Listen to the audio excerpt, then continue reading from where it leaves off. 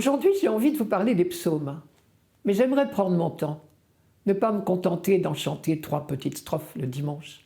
Donc j'ouvre mon psautier. Mais les problèmes commencent déjà. Presque tous les psaumes ont 2 numéros. Comment m'y retrouver? La différence vient de ce que nous possédons 2 textes de la Bible. Il y a d'abord eu la Bible en hébreu, et nos Bibles actuelles en français proviennent tous de ce texte hébreu, avec donc une certaine numérotation des psaumes de 1 à 150. Mais vous savez qu'en un temps où les Juifs dispersés dans tout le bassin méditerranéen ne parlaient plus l'hébreu, vers 250 avant Jésus-Christ, la Bible a été traduite en grec, puisque à l'époque, tout le bassin méditerranéen parlait grec. Or, les traducteurs ont modifié la numérotation.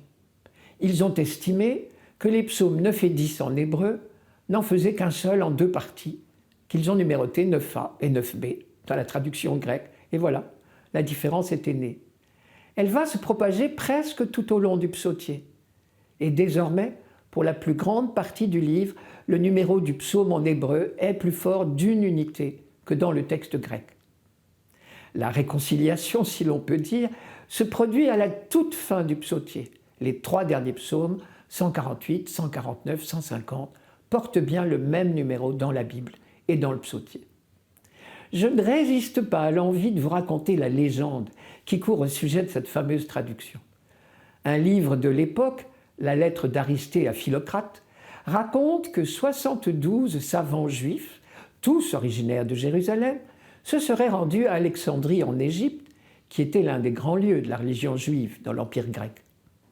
Rassemblés sur l'île du phare d'Alexandrie, mais travaillant séparément, dans des cellules individuelles, c'est-à-dire complètement isolés les uns des autres, les 72 traducteurs auraient rendu en 72 jours 72 copies absolument identiques, à la virgule près. Un vrai miracle.